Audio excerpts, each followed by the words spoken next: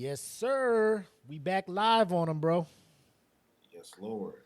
All right, and it's I've been waiting on this one. We've been going back and forth. We've been talking about some good anime, but it's time we start, introducing the big three to folks out here, man, letting them know what it is. And of course, we starting with my my gateway into anime on a real level because everybody I feel dabbled with Dragon Ball Z on Toonami and whatnot, and I feel some people jumped into this one on the late night Toonami, but Dragon Ball was like right after school, come home, check that stuff out. But um, yeah, Bleach, man, I think it's time we start talking about it, man. And like I told you, I know you tired, so we're gonna try and keep this short, ladies and gentlemen. But I told my man Deontay to keep me in line because when I get to talk about Bleach, man, I be passionate. Whew. He didn't bring that fire with I that. be passionate about Bleach. But without further ado, ladies and gentlemen, episode 6 of Eat the Cake Anime. It's your homie Mac, aka your boy, and of course I got the homie right here, Deontay the Giant from Saturday Night Nerds. And unless you got something you want to add, man, we can jump right into the opening and get to breaking this show down for them. Let's eat the cake. All right, let's do it. Yeah.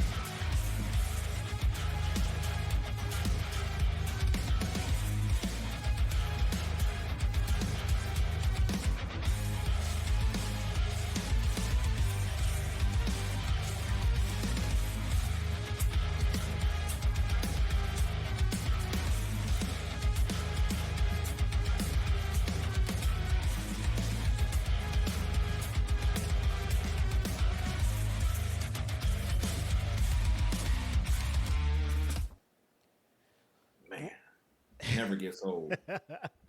What's good, people? Like I said, episode 6, Eat the Cake. The homie Mac, aka your boy, and I got the homie Deontay the Giant out here. Make sure y'all know who it is. We out here. And it's about time we start cracking open these big three, right? It's time. Now, me and you, we're above average anime heads, I would say. So when people mention the big three, off the top, there's been debates. Time to update big three, new big three, modern big three. Where's your stance on that? Is it just we have the big three and then all others follow underneath, or are you one of the ones that believe based on performance and the popularity of certain anime that we should be able to remove the OG big three and insert new big three? Yeah, I'm one of those type of people where I feel like all of these shows are just considered masterpieces. And well, I can't say all of them are masterpieces, but the ones that deserve that type of recognition, like they deserve their own era of big three.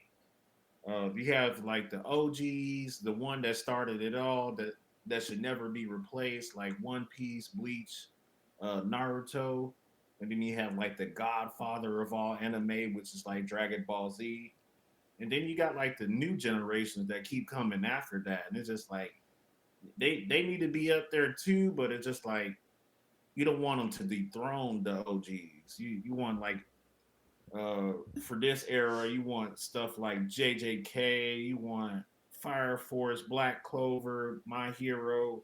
All of those got to have like their own triple for every 5 years. Yeah, yeah. I'm in the same boat when it comes to the OG big three because without those three, like I don't think anime spreads like it does. So and also to just sit there and look at it, it's almost like inflation, right? The Yeah, the means to be able to digest One Piece when it first started, Naruto when it first started, and also Bleach isn't as the ease to access it isn't what it is now, right? So that's Yeah. why when you're looking numbers wise, like there's things that surpass it, both box office, monetarily, sales numbers, all of those things like that. So I feel just having the Mount Rushmore with just three heads on it, with these three here, I ain't got no problem with it. But I am not one to poo poo on the Demon Slayers and the Kaijus that are up and coming, the solo levelings that are up and coming. Although that's more of your mind walls, not your mind. But that's neither here nor there. Um, but yeah, man, a lot of stuff going on. But let's talk about this amazing property, which is Bleach. Initially, your first thoughts on it. How into it did you get, and like where would you kind of put this? Is this in your top 5, top 10, possibly? Just a general kind of letting the people know.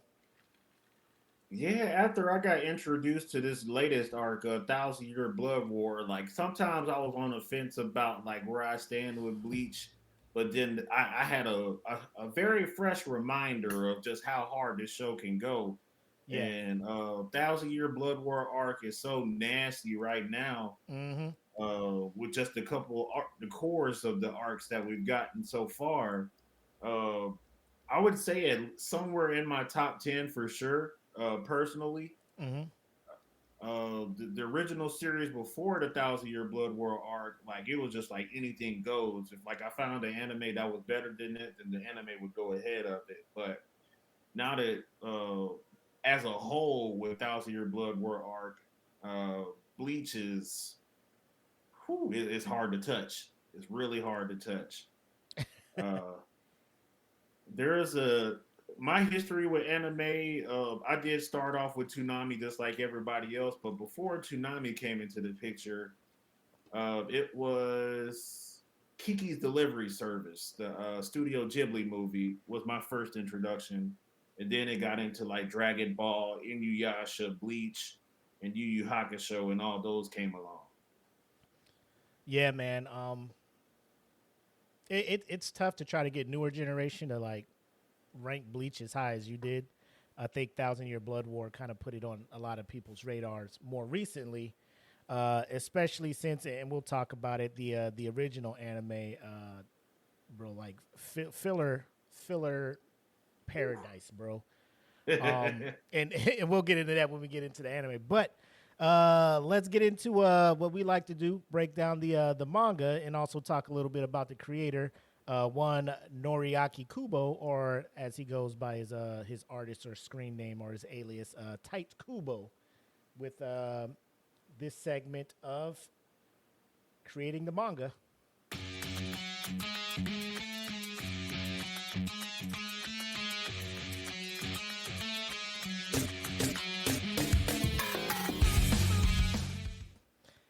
All right, ladies and gentlemen, one Tite Kubo was born June 26, 1977. And the dope thing about this guy and a couple of other people that we talked about on this show is he knew from an early age that he was going to be a manga artist. And I think that's like wild when you look at it. And I think it's just during that time in Japan where like that was the dream goal. Like, I don't know like what money you get from it or whatnot, but like you remember in elementary school, they're like, what do you want to be? An astronaut, a doctor, this. And my man was like, I want to make manga. You know, I think that's pretty dope. Yeah, he was a straight up beast.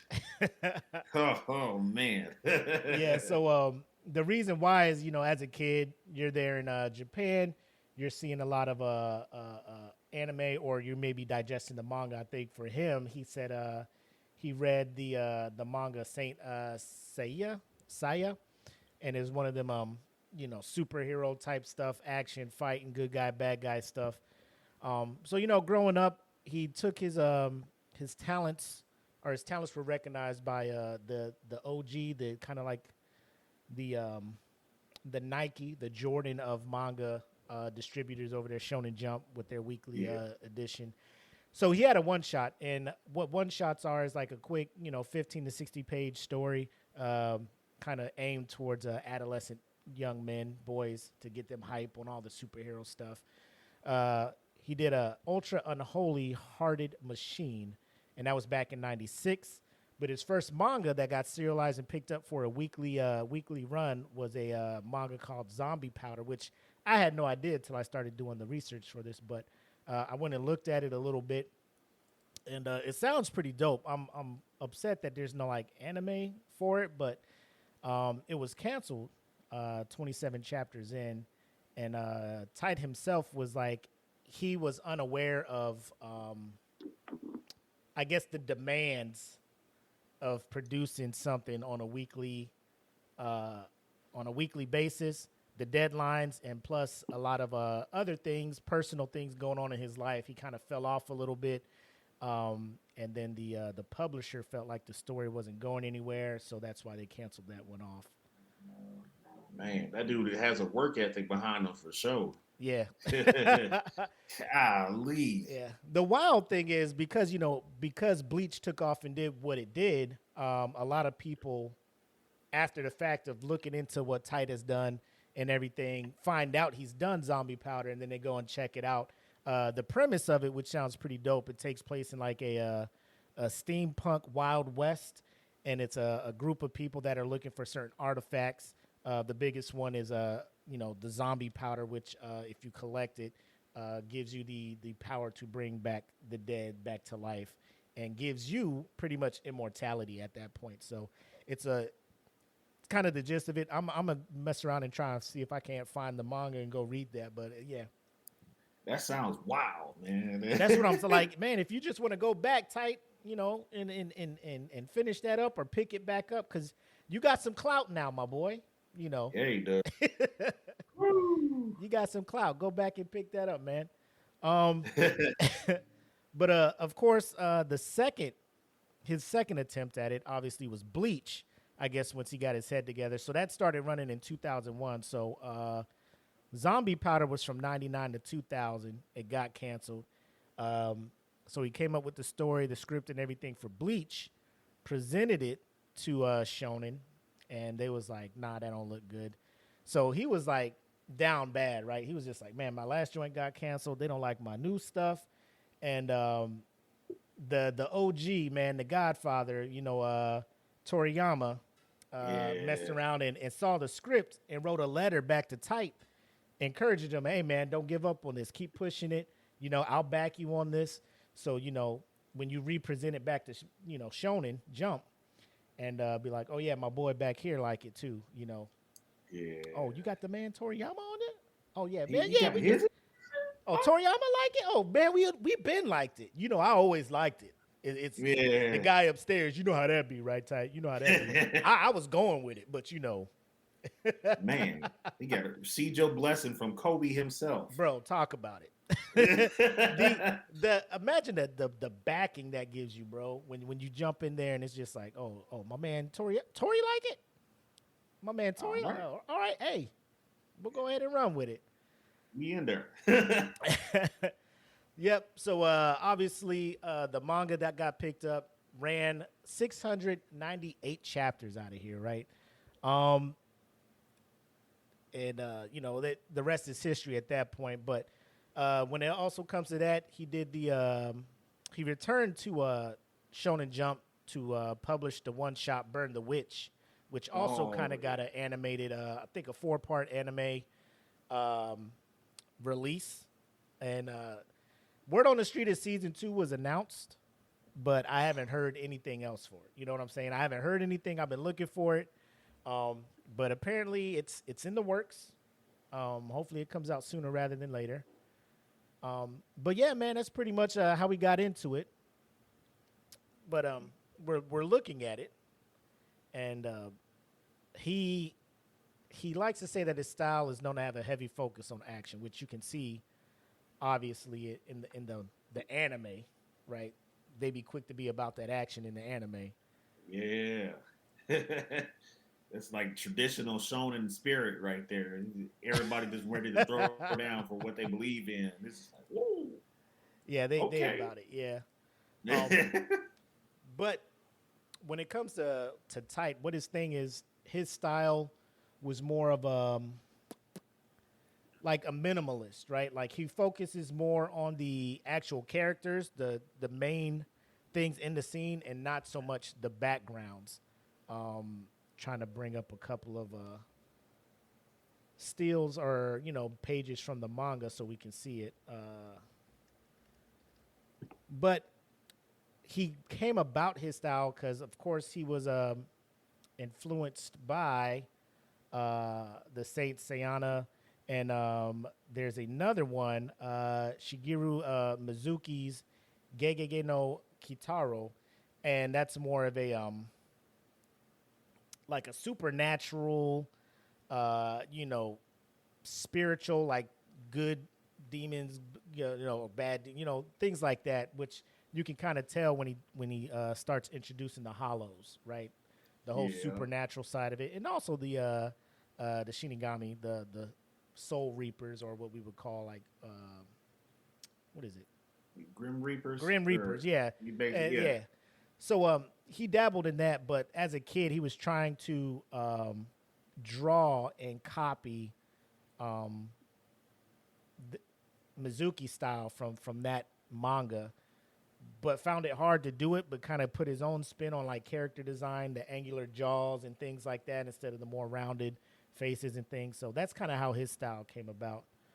But yeah, I mean, I don't know if you dabbled or just looked at some of the manga drawings and his panels from that, but I'm pretty sure you can tell like he has a very distinct style. Plus that, and you've seen Burn the Witch, so you can kind of see his animation influences in those properties. Yeah, man, that dude got his a very recognizable style of his own.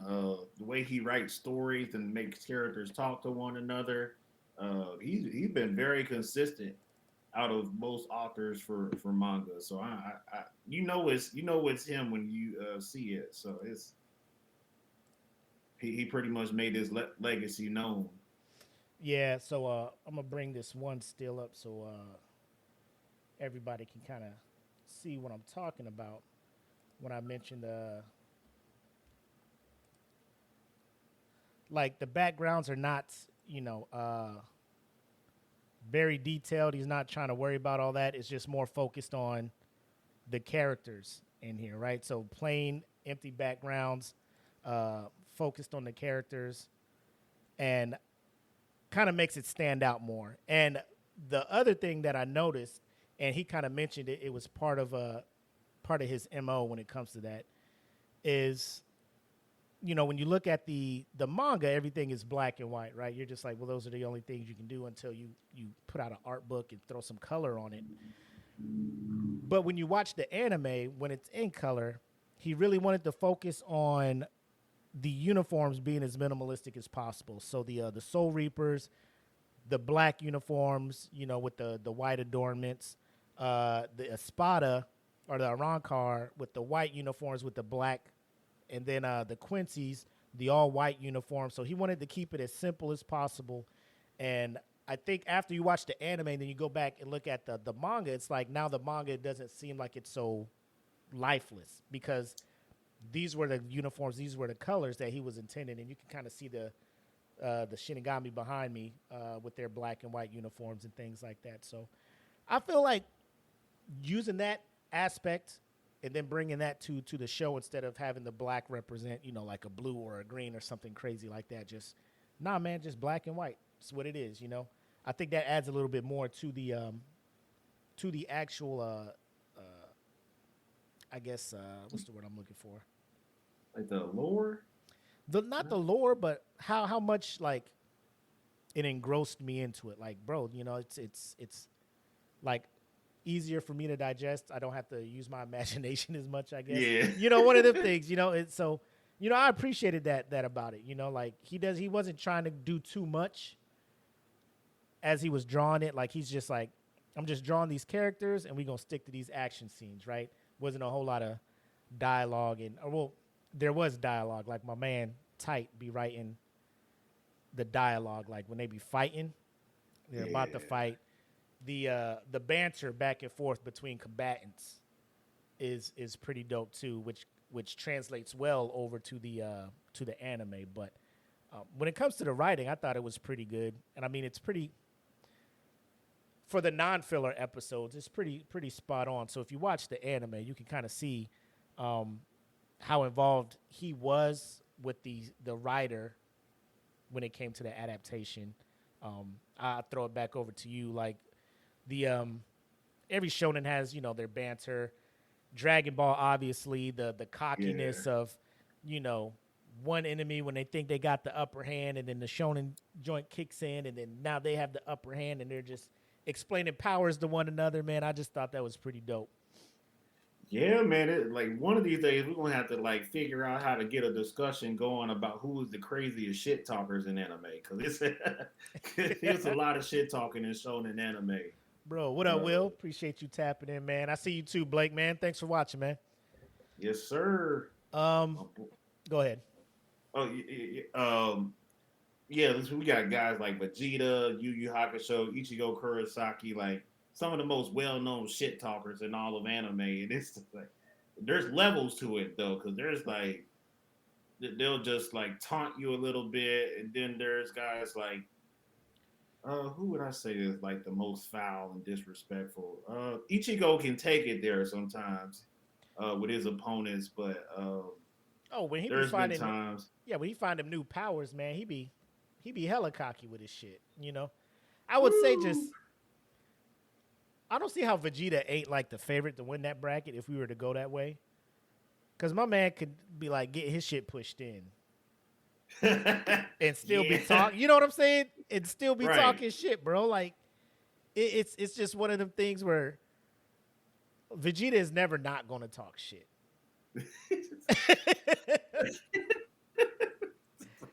Vegeta's never he not. Is Colonel Stinkmeaner. It pretty much. He's like, I'm gonna lose, but I'm gonna tell you something about yourself on the way down. So my man, he gonna get his ass beat. Goku come in, save everybody, and Vegeta be like, "Why'd you jump in? I had him." Like, bro, no.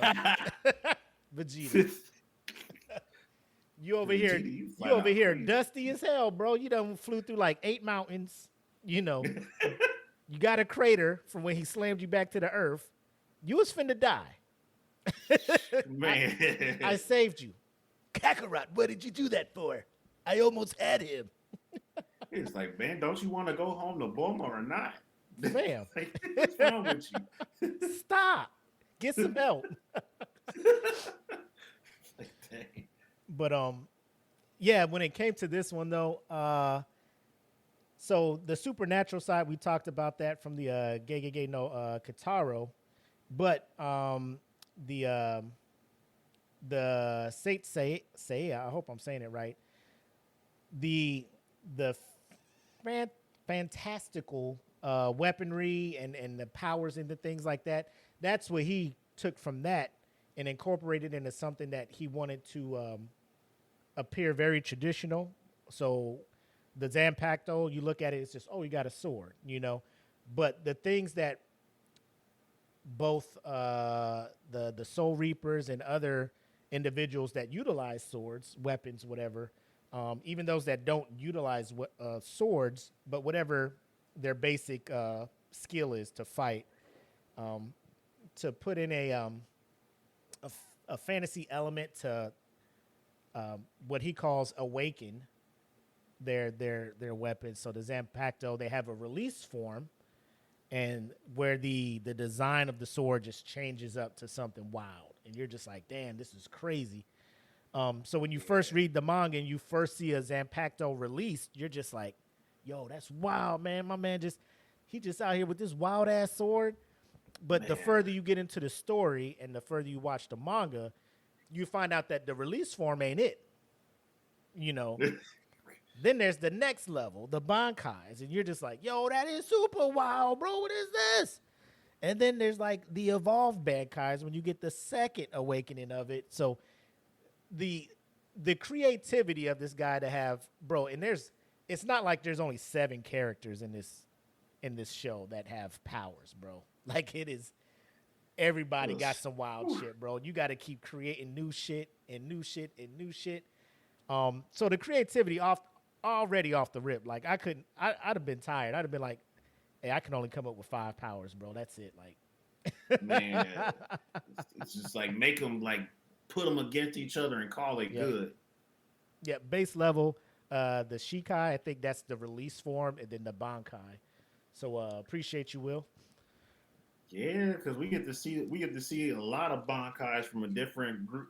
Well, we see it from Soul Reapers throughout the original series, and then you think like some of them have bankais, and you find out in Thousand Year Blood War that wasn't even their bankai. They had another bankai, and it's just like God damn. Fam. Like the power scaling is ridiculous, but Whew. that's what I'm here for, man. I want to see some off the wall, fantastical stuff.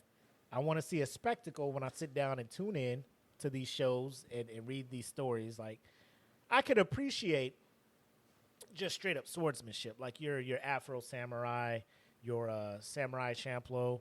You know, you like I could appreciate that, you know. Um, but bro, the kid in me, bro, I want to see some wild stuff, you know. And Bleach Yeah, gives it to me. that's a fact. Bleach gives it to me, and he also gives my man Toriyama big ups because he said, you know, watching Dragon Ball and watching the villains throughout there, like his mind, he was like, if I do this, my villains got to be outrageous, cool, strong, scary, and my man can write up. First of all, let me just give y'all the plot because Oh man. so this takes place in Japan, obviously a small made up town, or is it made up? I don't know, Karakura town. Ichigo Karasaki, one of these like your standard shonen. He's a kid, but like he's hella strong for some reason, stronger than normal. But he has the Hmm. ability to sense spiritual entities and stuff. So he can notice the spirit of a girl, a little girl, chilling, and he leaves a little vase, a little memorial to it. Some kids come and mess it up, bigger than him in size, and he's just stomping their face in the ground, just calm as hell, right? Like, so there's something about him, and the further you get into the story, it gets explained why he can do what he can do. But in this world, you have the spirit world. Some spirits are left behind because of how they passed. They haven't been released over to the other side. So the spirits that are in between, you have your soul reapers that come and try to release them, and then they go to the what is it? Not the Serengeti. Soul Saren. Society is what they call it. Yeah. Yeah, there's another word for it, but hold on, let's see what Blake said. I know I can't get you the anime knowledge. Started Blue Eye Samurai. I don't know if that counts, but I'm Hey. enjoying. Hey, we'll talk about that on here sure soon enough. But so you have that side, which is considered, I guess, the good side, right? The Soul Society is like the peaceful. You go there, you live your life, and then you have the Hollows that come and they try to just devour that soul. So that's like their equivalent to hell, kind of. Yeah. Hecto Mundo is where they try to send you to. So that's where he comes across. I think a Hollow shows up to his house, and I think goes after his sister or something. And Rukia shows up, who is a Soul Reaper from Soul Society. Not the strongest, not the best one. Pretty much, she got her shit pushed in, was Yeah. about to die. She's shocked because Ichigo can see what's happening. A normal person wouldn't be able to see what's happening. Like shit would just be going on, and a normal human would be like, "Yo, what the fuck is? My house is getting fucked up. I'm getting slung up, beat up." So he could see that. She's shocked. She's about to die. So she transfers her power into him. He becomes a substitute Soul Reaper. But his spiritual pressure is so strong. His Zampacto is just this huge ass like Buster Sword Yeah. from Final Fantasy type stuff, and that pretty much starts it. But there's I say three other teens in his town that kind of have that ability to sense spiritual pressure. You got his homie Chad, who's Yeah. half Mexican, half Japanese, who gets bullied because of that, and like he's hella strong, but he's super non-violent at first. He'd be like, "All right, I'm gonna just sit here and take these punches until these people get tired." And then you have Orihime, the main female lead, I guess you can say lead, who also is kind of brought into that world as well as you know, you got Rukia, like we just talked about. So that's kind of like the main four that go about in the town until they transition over to the Soul Society arc. But that's pretty much the gist of it. But talking, I know that's all that to say this. Talking about wild ass villains, my man Tite has probably written what some would consider one of the most broken, most the biggest plot twist, the biggest like, oh shit, my man here was doing. My man Eisen, bro. Sosuke Eisen. My man Eisen. One of the I'm saying it off the top of the head. If I'm thinking like he's in my top 5 villains. I would say top 5. If I really sat and thought about it, he can move out of there, but he's guaranteed top 10 when it comes to the sinister, the craftiness, the fucking the double betraying, the double agent, bro. When it was revealed what the fuck was going on, I was like, this nigga Eisen, bro, my man. He is really? Ike Turner in anime form, right? Give that side look, right? My man was just pulling the wool over everybody's eyes, playing everybody from jump, betraying his lieutenant. She ain't know what to do, bro. She was this. My captain is the best captain of all time. He will never.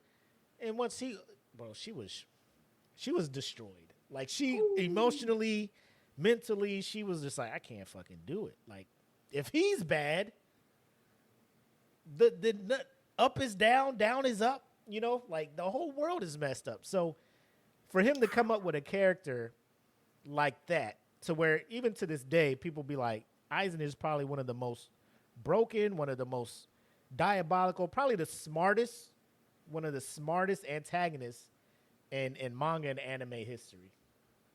Oh man, Eisen is what you call, man. What would I call him? He's got a plot twist, 4-year plot twist. Yes. If it wasn't for him, we wouldn't have Bleach, basically. Yeah, and it's like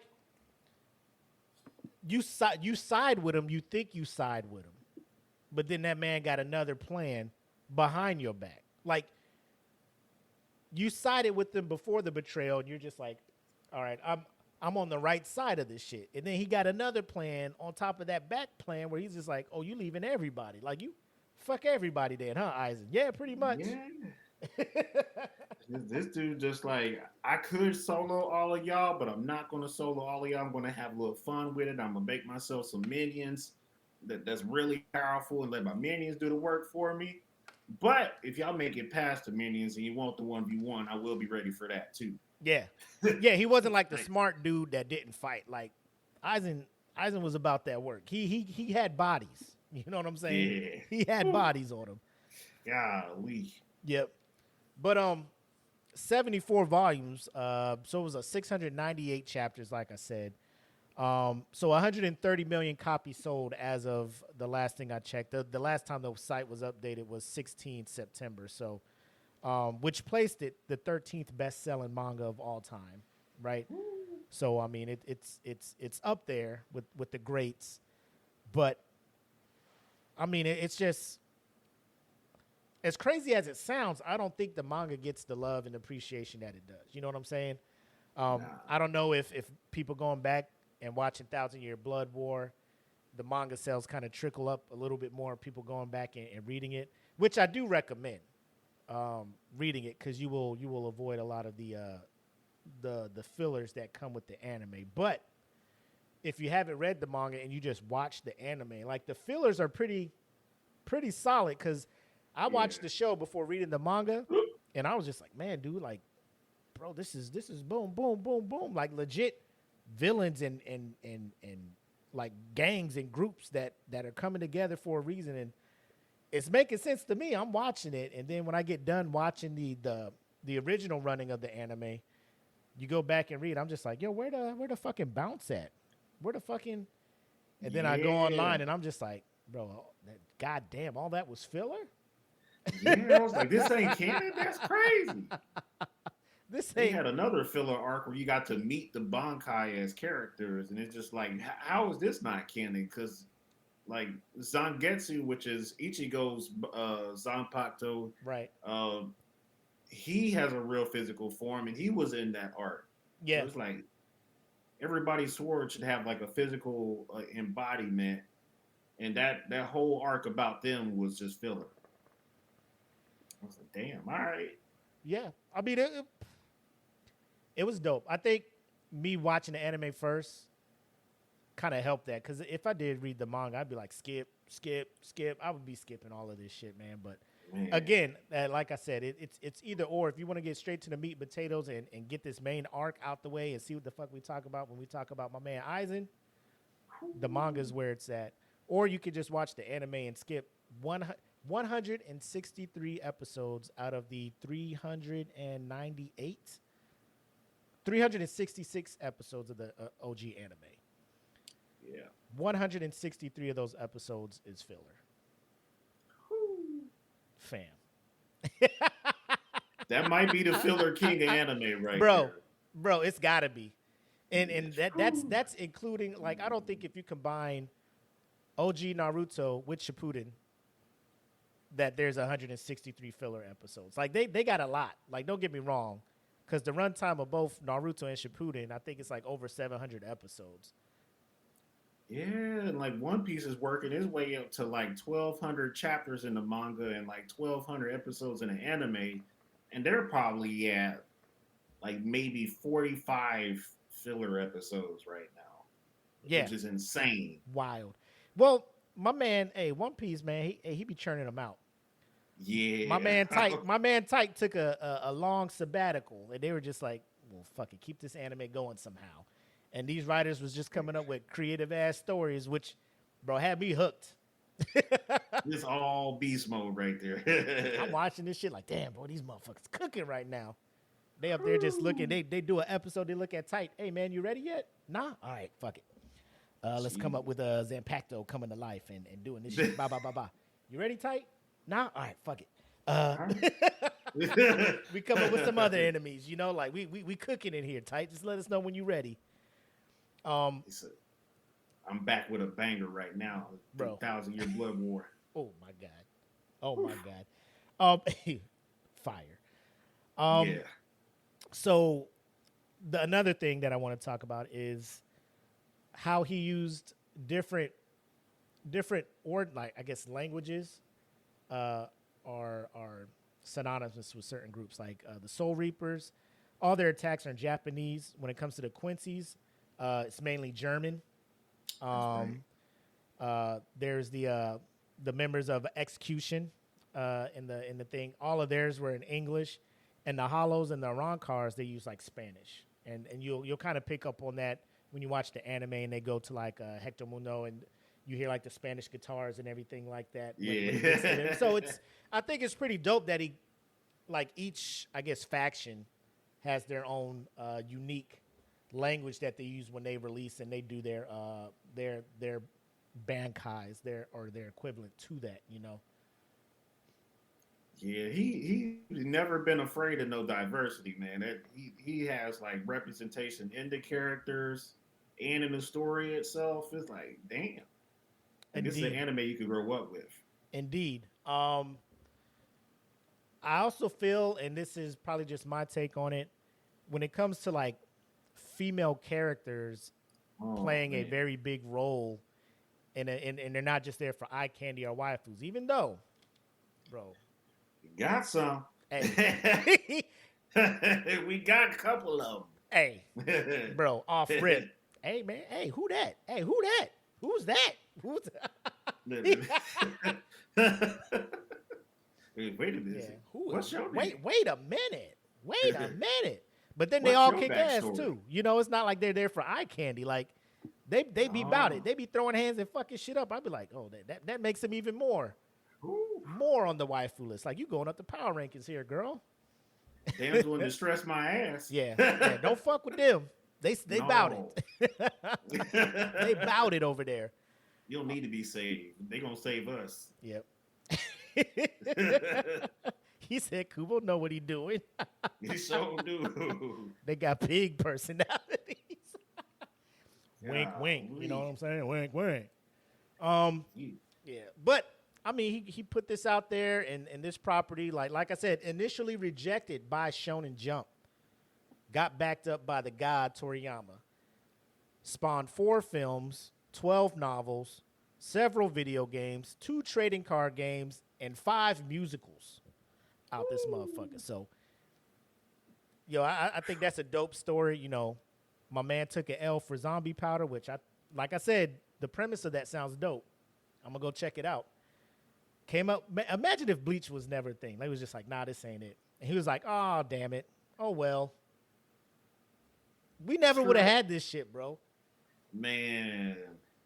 I didn't even man. That even makes me miss my man Toriyama even more, man.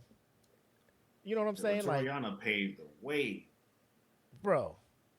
R.I.P. to the GOAT, bro. To a real one. Rest in peace. F in the chat for Akira. Yeah, man. F's in the chat for my man Tori, man. But manga aside, you ready to talk about the anime, my man? Oh, it's on. All right, ladies and gentlemen, we about to talk about the anime. Oh, all right, I did the same thing last week. Hey.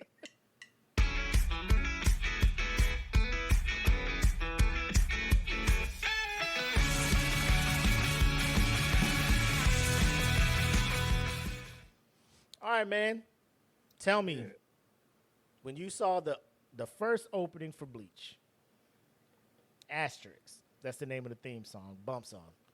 Yeah. Your initial reaction? I kind of felt like I was at home because I was like, I don't know what number this was.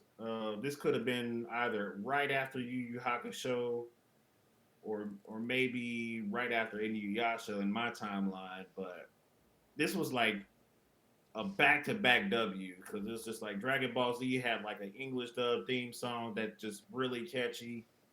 You have the Yu Yu Hakusho theme song that just makes you fucking get up and dance, and then Inuyasha, they really had the ending theme song to where you wake up at like 2 a.m. in the morning. That's the first thing you hear. Motherfucker, you sleep, you fall asleep with the TV on, and you like, what the fuck is? You wake up, yeah, Boku Tachi Wild. It's like, oh, that's that jam. You be in your dream like, what the fuck is this playing in my dream for? For real. And then Bleach comes with their theme song, Asterisk, and right. I'm like, all right, I'm locked in with anime forever because this seems like it's a trend that's never gonna die. Yeah, I mean it, like the song was catchy, but for me it was the visuals. Like my man, hey, I don't know if it was his idea or like somebody gave him like the direction, but bro, the cats in like these opening things, they be drippy, bro. The drip be. Like, I'm like, bro, these motherfuckers swaggy. They saucy as shit, bro. Them motherfuckers doing outfits. Go down on like cardigans and all kinds of stuff. Like you smell like Tom Ford cologne. Like, what is you doing? Cardigans, my man have the ski goggles up here with the button up with the fucking the capri shorts with I'm like, bro, you ahead of your time out here. Swaggy out, bro. Man, Ralph Lauren in Japan. What is going on here? Man? Yeah. which was wild. I'm just like, I think that was dope because the characters are teenagers, in Japan. When you watch the show, they ain't wearing. I mean, they'll wear a couple outfits, but they ain't wearing the drip that they have in the title, the openings and things like that. So, but like if you just Google like just random artist depictions or drawings and stuff like that. Tite has drawn a few like the art books. Like if you look at the art books, like the different styles he would have them wear, hip hop styles, punk rock styles, things like that. It's just my man was just he was on another level when it came to that. And not to take away from openings from other animes or like their styles. I think this was the first one I saw where it was just like I can see them doing that. Like it wasn't because like Full Metal Alchemist. Like the opening, they ain't wearing no wild shit like that. But I guess it's more the time it was happening in. I think they were trying to show that Bleach was like a modern day type anime that was taking place in modern time, early 2000s, mid 2000s. And that was like the style that was popular in Japan. So he was just like, I'm gonna just have my characters reflect the age of the demographic they're portraying and wearing these things, which I think helped Bleach stand out a bit more from your your Inuyashas, your all the other anime that were going on at the time. It was more of a modern anime, if you will. Yeah, and the background music that he had to support that was just like, woo, that man is cultured. He got taste.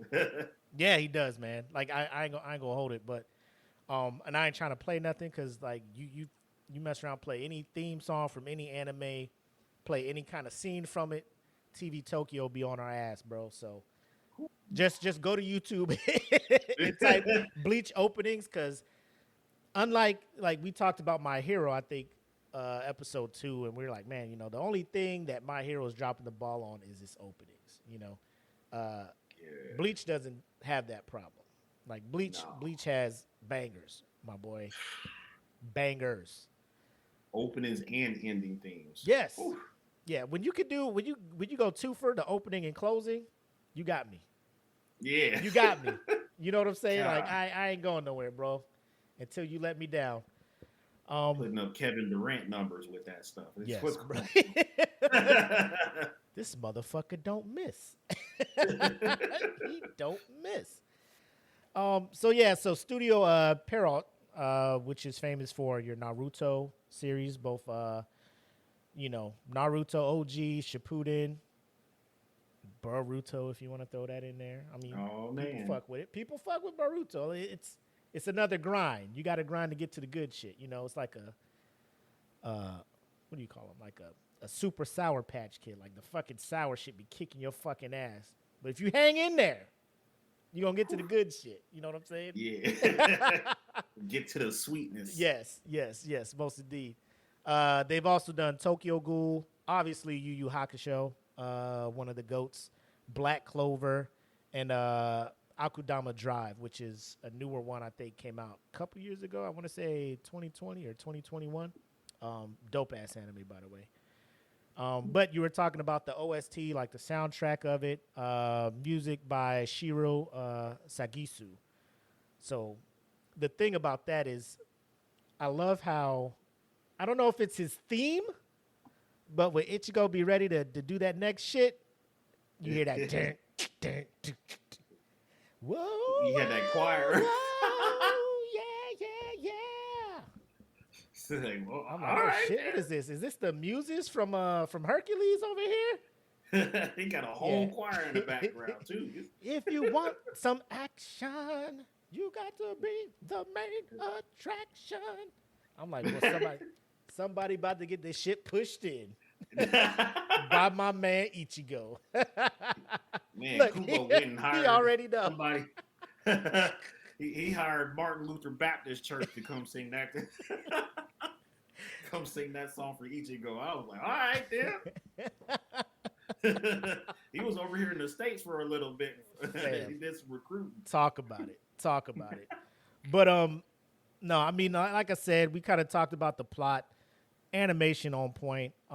Seeing it in color, like I said, I watched the anime first and went to the manga. Like I can imagine, like I said, watching the manga and you see Ichigo, everything's black and white. And you're like, why does this motherfucker get picked on? And in the manga, they're like, oh, he has orange hair, whatever.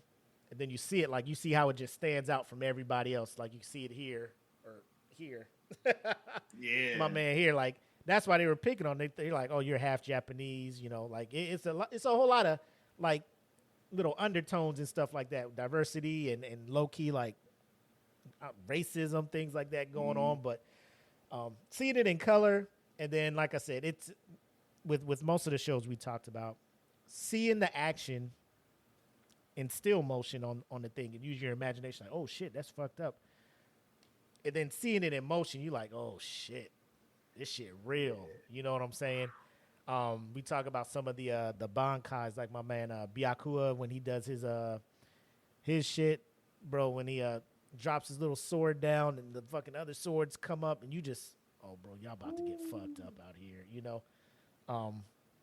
When Renji first uses his shit, you just like, bro, man, this shit wild. Like, these motherfuckers out here wilding right now, you know? Yeah. But the main thing, like I said, probably one of my favorite, like, the hero shows up moments is, you know, when Rukia is about to be executed and my man was doing all the training to learn his Bankai. He shows up last minute because they're just like, bro, this super spiritual phoenix bird is about to pierce everything. Like, it just destroys everything to the core. And my man Ichigo shows up and be blocking it with his sword. I'm just like, this motherfucker is the GOAT. Crazy. This motherfucker the GOAT. He showed up and made short work of everybody. Yeah. But seeing it in motion made me love the characters more. Cause like you read it, going to the manga from watching it, like you appreciate them, but like I can only imagine just reading it and then seeing them in motion. Cause you got Hitsugaya, the fucking 12-year-old prodigy captain, the Ice King, you know what I'm saying? Your homie Byaku up there, Rukia's big brother. You got Renji, then you introduce into the other, like I said, Aizen. You got Kenpachi out there. I mean, it's just, man. Bro, it's a cast of characters where you be like, bro, this shit is, like, I love everybody on this shit. You know what I'm saying? Facts. So when Demon Slayer comes out and you're looking at the Hashira, it just reminds me 100% of the captain of the 13 squads for the court guard. Yeah. Like, dude, their swordsmanship is not to be played with, because these dudes, they've been killing hollows all of their career, and of course they have to go all the way up. They have a chain of command, so they got like the grunts, the lieutenants, the captains, and then you got the big boss man, Yamamoto. Woo. God, man, y'all think he running that squadron for no reason? No, he earned that. Facts. So yeah, each one, like you would think, because there's 13 squads, like the 13th captain would be like the lowest of the low, and then it would work its way up. But you quickly realize like that don't fucking matter, because my man Kenpachi, the namesake to our homie Kenpachi, yes sir, is probably the strongest motherfucker of them all, and he just be out here just fucking people up just off raw talent. Like, he ain't even using no real swordsmanship style. He just like, I'm gonna just chop your ass with this fucking jagged, and it's a dull jagged blade. And he just, bro, it's like I said, tight fucking, he was on it. He was in his motherfucking bag creating these characters, bro. Oh my god. Yeah, Kenpachi, he is like anime embodiment of Black Air Force energy. Black like, Air Force energy, yep. You don't have to go back and forth with him. You just tell him that you want to fight. And he's like, all right, I got time for that. He'll clear his whole schedule off and be like, hey, I got to fight this dude because he think he bad. Yeah. So, yep. Like, and right. Not only was the animation and the and I want to do this more when we talk about the anime, is the voice actors. Like, I've been on this show and I've been on record saying, like, you know, most of the anime I watch is just straight sub. So when I go to these conventions and they're just like, hey, the voice of Ya is here, and I'm just like, bro, I'm sure you do a dope ass job, but I don't know. You know what I'm saying? I don't know you. Right. But I did watch half of this anime, you know, via Toonami and all that stuff. So my man Johnny Young Bosch, who is, I feel, fucking anime Hall of Fame, bro. All the people he's brought to life using his voice in anime and in video games. But my man, obviously, he voices not only Ichigo in this one, he does Vash the Stampede for Trigon. Yep. He voices who else is he? Said Two Sides of the Pitch podcast says Piccolo. Is he Piccolo? I don't think he's Piccolo. I don't see him on here. Let me search this shit real quick. He does Lelouch for Code Geass. Oh, the legend himself. Yeah. Brock. Wow. From Pokemon. Bro, Jonathan Joestar, JoJo's Bizarre Adventure. Bro, he out here, bro. he out here. What does it say here? Yep. Vasha Stampede, Ichigo Kurosaki, Narukime for Persona 4, Nero and Devil May Cry, yep, and Lelouch and Code Geass. So, yeah, my man out here, man. And he was the Black Ranger in Power Rangers, so, you know, he really got them hands. Yeah. You know what I'm saying? He just ain't out here fucking around. No, he got to run his check. Yeah, 100%, man. So yeah, I mean he's out here, and then they didn't slouch back off when it comes to you know, Orihime, because the voice actress that played her, Michelle, or not Orihime, yeah, Orihime, Stephanie Shehh, S-H-E-H. She's been known to come out here, and she's also done work on where's it at? I just had it up here. So she did Hinata in Naruto. She did Orihime in Bleach. She voiced the title character in Sailor Moon. She plays Katana in DC Superhero Girls. She played Yui in Sword Art Online, as well as some other ones. So it's not like they just got some random people. They got some people with some acting chops in here. Who, like I said, man, the first half of the anime, I'm watching this shit. I'm like, bro, these people are on point. But then I fucked around and watched the sub. Bro, it just hit different. I'm going to just say that. When them motherfuckers BANKAI, I'm like, oh, shit. Ooh. I felt that. I felt like, that, oh, yeah. It got serious now. Uh-oh. Yeah, because Johnny was just like, you know, he watches it and he's trying to replicate that same attitude and voice inflection when he's doing it. And he was like, bro, about 8 episodes in, like his voice was starting. He was starting to like lose his voice. His throat was hurting because he was trying to. And then the director was just like, bro, you just got to find out how to make it yours. Like you can't do what my man over here doing. You know what I'm saying? No. Like you can't. You can't do what my man over here doing. What's my man name? Masakazu Moriata.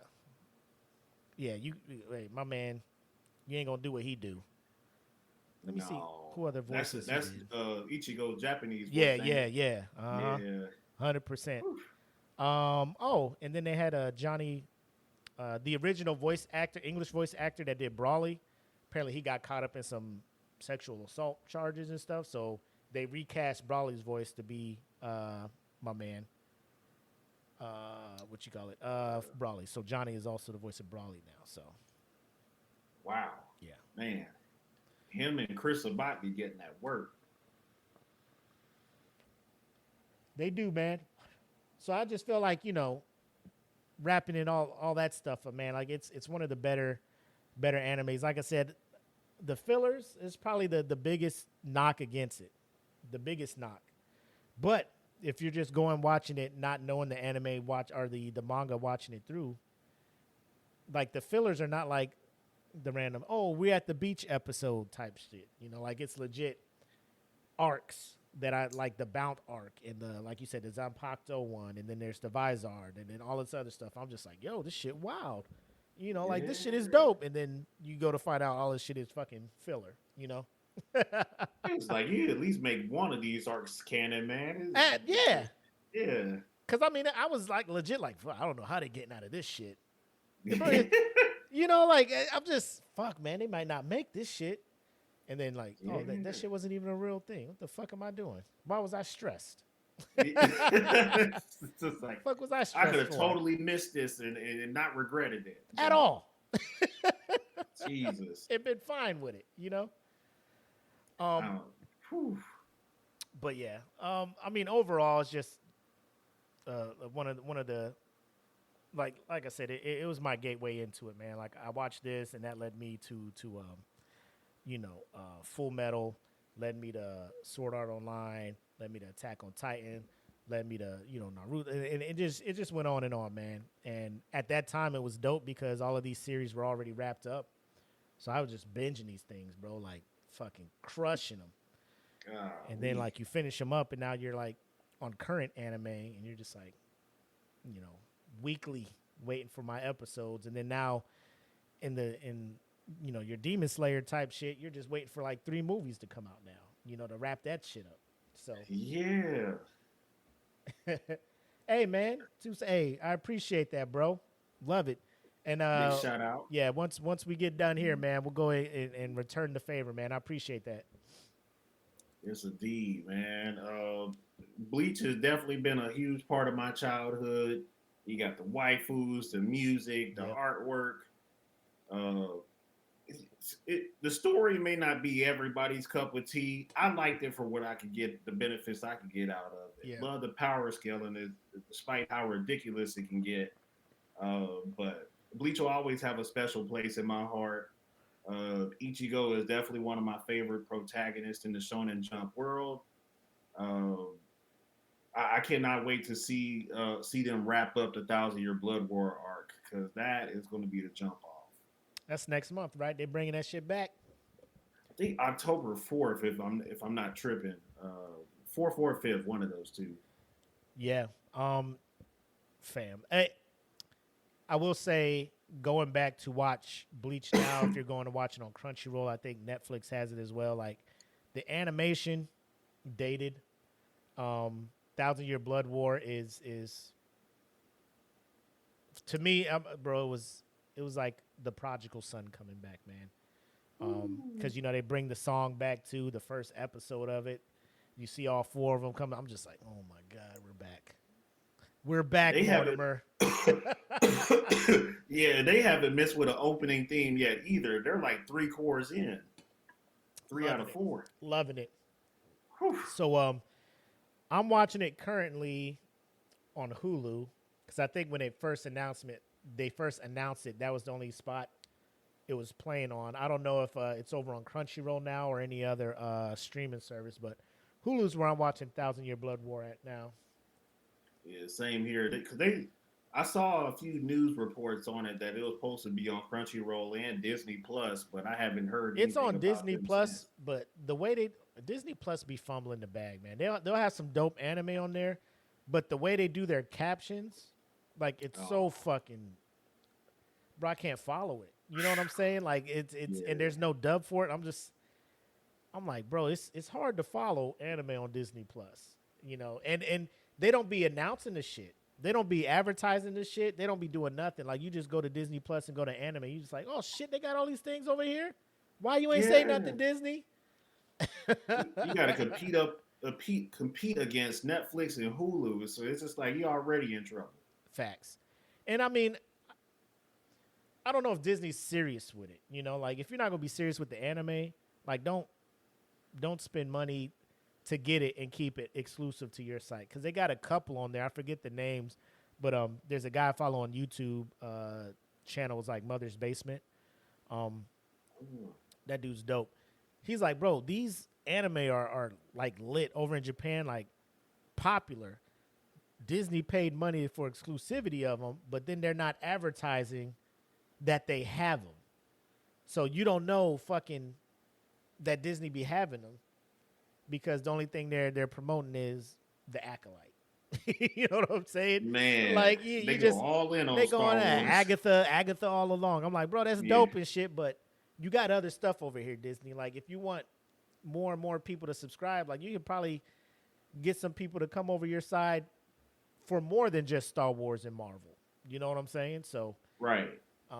Hopefully they get it together, man, because I feel like they're fucking up the ability for those creators of those anime to profit and actually get as big as they could be getting, because you're not, you know what I'm saying, putting their shit up to the forefront. Like, you're paying money to get them, so Crunchyroll can't get them, but then you're not doing anything with it. Like, quit being an asshole, Disney. Like shit. Yeah, for real. Like y'all got Sony syndrome going on over there. Sony just like y'all can.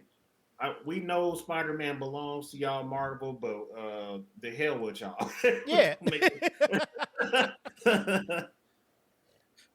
100%, our own man. movies. 100%. So we'll see. Like I said, but like you follow the right people on YouTube, they'll put you up. They'll put you hip to what's over there on Disney. But like I said, you turn it on and the subtitles don't match up. They're just a scrolling text. It's not like broken up by he said this, she said that. It's just a run-on sentence where you're just like, and I'm not fluent in Japanese. I don't know if you guys could tell, but I'm reading this shit. I'm like, I don't know who said what at this point. Like, you just got captions and both people talking. Like, I don't know what the fuck's going on, so this shit's hard, man. Yeah. Yeah, Blake's like, I watch Disney Plus all the time. Had no idea anime was on there. No, yeah, they make you work for it. You gotta find that. Yeah, it's not at the top. They don't have a category like that. You gotta look for it, but they got it.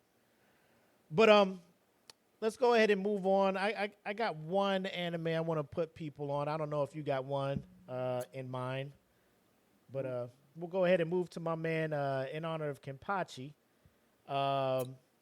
Put this on your radar segment.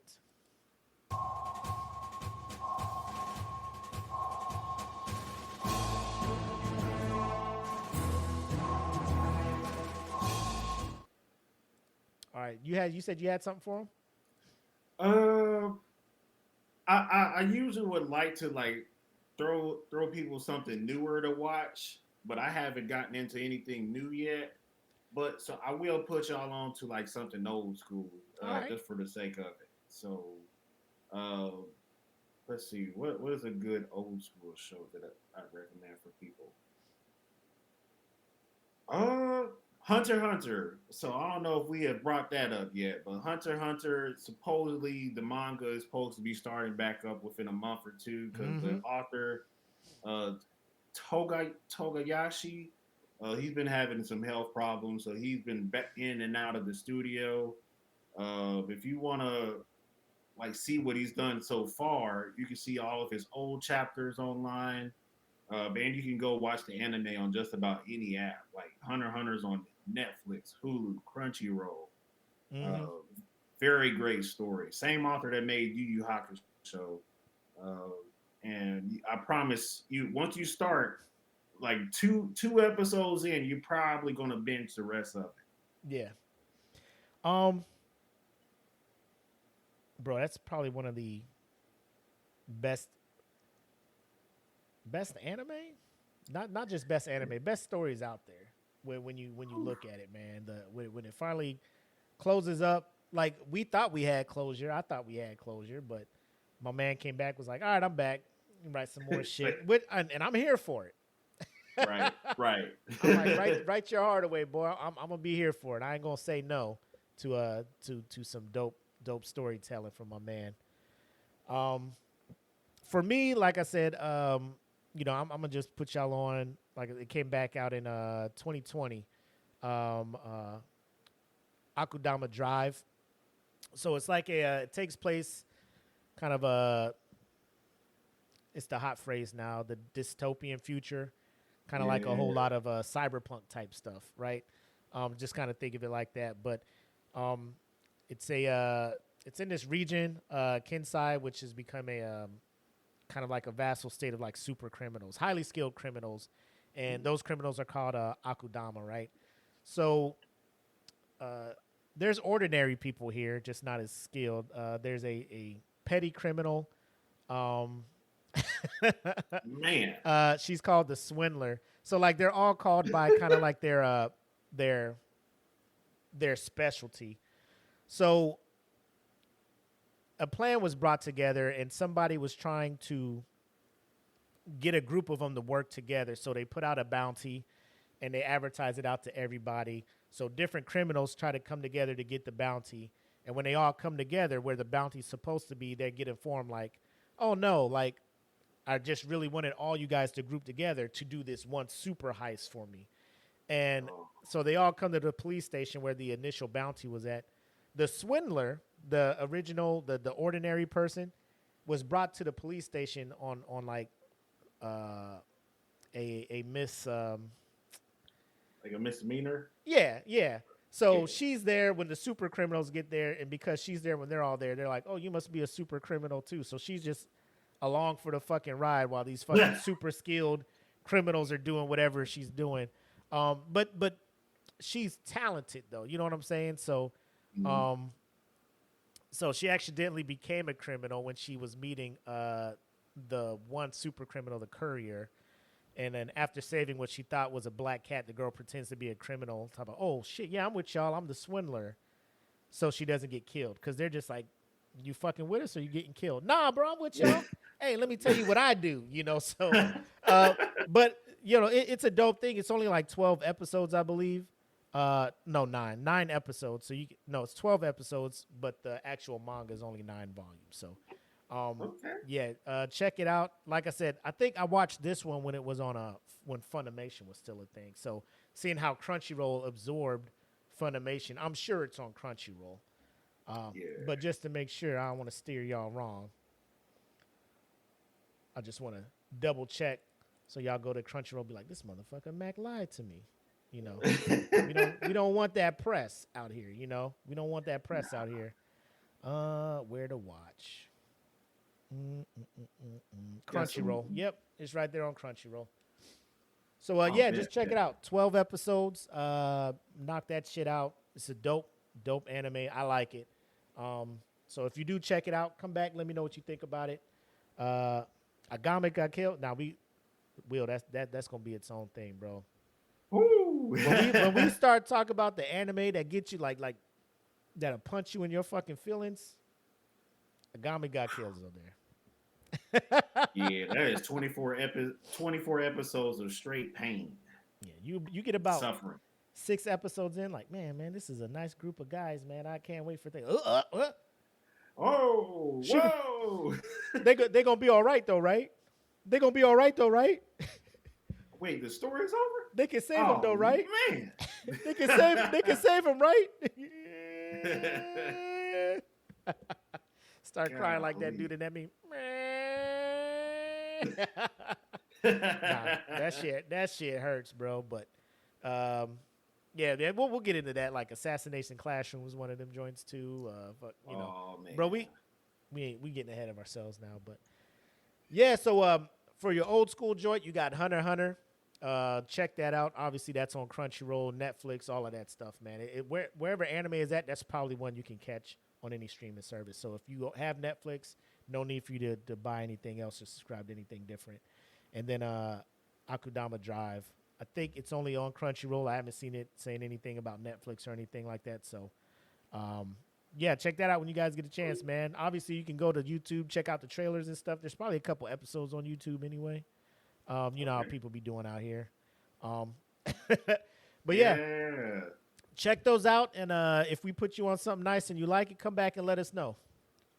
Without unless you got anything else you want to put the people on, we can head back to our regularly scheduled program and wrap it up, my boy. Yeah, that's all I got. All right.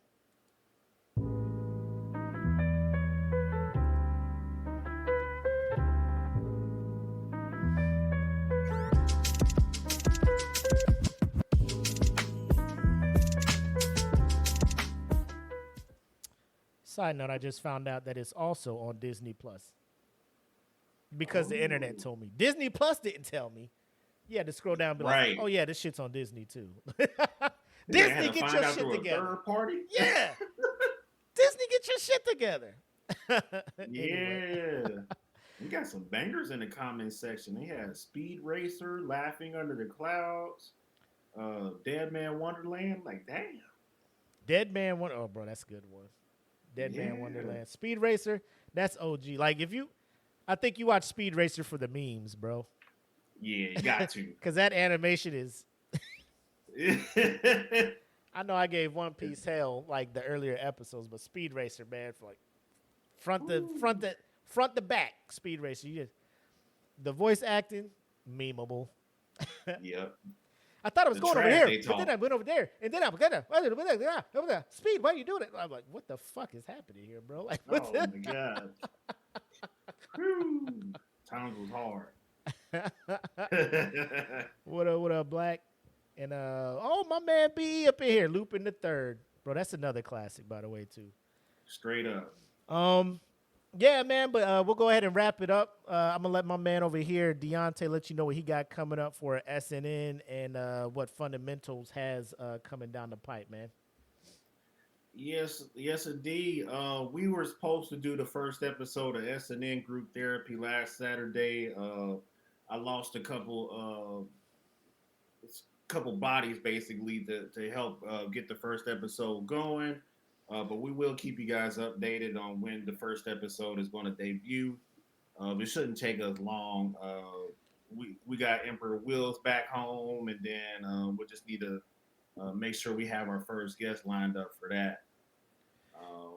My next announcement is the one we've all been waiting for. So, Saturday Night Nerds on September 28th, which is this Saturday at 12 o'clock noon, we have a merch store going online. So, say word, son. yeah. So, we finally got a store up and running online. So, you guys will be able to buy whatever you feel like. We'll have coffee mugs, shirts, hats, mouse pads, you name it. You go to our website. I'll provide the link for you this Saturday in our link tree, and we'll also be throwing the link around in all of our streams. So definitely head to the website. We'll even start putting out promo codes so you guys get like free shipping on everything you order. And we'll also apply that through our Patreon website too. So if you're on our Patreon, you'll be able to get some goodies for not nearly as expensive as most websites will charge you for some merch. Nice. Yo, what was the planned topic for the first session of group therapy? The first group therapy session was going to be about gaming. We're going to complain about our relationships with like customer service, like I was going to do with PlayStation. Will was going to have his thing about Xbox, and then we could just talk about like PC or online multiplayer or What companies time? just putting games out too soon. Yeah. So when y'all planning on doing that one? Because I got beef with Nintendo and their Oh bro, yeah. y'all ain't lowering these prices for these games yet? Why is shit still $60, man? Wilding out. why Wilding why out. is Breath of the Wild still $60, man? Like I would like to go back and play it, download it on the Switch. But you over here talking about $60 still. But and there's a whole second one out. Man. You got what is it? Tears of the what's the Tears of the Kingdom? Yeah. I'm like, the sequel came out, so I'm expecting the first one to be like 99.99 maybe, $20. Nah, 59.99. I'm like, Nintendo. Ooh. Fam. What we doing? And then Sony with their fucking let me stop. Who's about to go on about Sony? They're fucking remasters. I'm like, fam, nobody asked for this. Like Horizon Zero Dawn. Like this shit came out 6 years ago. Why are we getting a remaster? Like remaster the old shit, bro. What For real? What are we doing? Remaster the full PS2 price for shit. it. Yeah, this shit came out on PS4. The graphics still nice. Like, no motion capture and that. Like, bro, chill with that. And then gonna charge me $70 for this shit. Come on, man. Yeah, it doesn't have to be on a Saturday for group therapy. We can always pick a day of the week where we can just rage on it. It just goes on like who the guests or who the guest is and what their availability is. Look at this shit. Uh-oh. Mario Sunshine on the GameCube is still $60. Nintendo games will never go down. And we enable it. Yeah, because we keep paying them. We that down bad. We that down bad. Like, oh, fuck it. Man, nearly $70 for the latest Pokemon game. Y'all crazy. Fam. Woo. Oh, and then before we leave, yeah, y'all gotta let us know because we got beef. we got beef with 343 Industries. Oh What they did to man, my they boy. in hot water. What they did to my boy. What they did to my boy. God Oh bless man. their heart. But yeah, man. So merch coming out. Fucking group therapy on deck. We got Smoke Pit for the patrons. Yep. For the Dad Feeling Patreons. We'll be going live Friday. That'll drop Monday for everybody. And then Saturday, we do have our game night where we'll be playing culture tags. And like I said, having a good time. Go ahead and give out some free merch and stuff like that as well. When we get offline, Deontay, just send me the link for your stuff so I can go ahead and have it added. So next time we could just bring up all that stuff, and then I can add it in the description as well. So people could just look at the description, click a link, go straight to y'all stuff. So Big bets. Cool. But man, that's dope. Also, man, let me know when y'all Patreon back up so I can go over and support the broskies over there and do everything. But yeah, man, check them out over there. Saturday Night Nerds, which is way better than Saturday Night Live lately. So check them out. All you do is just go to Facebook, just type it in as it sounds, Saturday Night Nerds. Go straight to their group. They got a gaming page as well. As you see, they were coming back. They're over on Twitch as well, right here, Saturday Night Nerds. Just check Twitch out. Hit them up over there. They do a lot of streaming, Warzone Wednesdays. These boys stay grinding over there on Saturday Night Nerds, so make sure to go check them out. And we stay grinding over here at DFPN. Make sure to check out our website. It's in the description below. We have articles. Expect some anime reviews to be coming out soon. We got wrestling reviews from my man Black and all that good stuff. So thedfpn.com. Check it out. Link is in the description below. All of that good stuff. And then you see our socials here. We got Eat the Cake Anime on Facebook. Eat the Cake That Feeling over there on Instagram. We're also on Threads, the same thing as well. So make sure to check us out, man. I've been staying away from X. I haven't been using it too much lately. I think we have one. I'll double check. Yeah. I think we were just creating a lot of socials for everything, just trying to get the blanket down. But right. we'll be more active on that for y'all, man. You know, we'll be more active.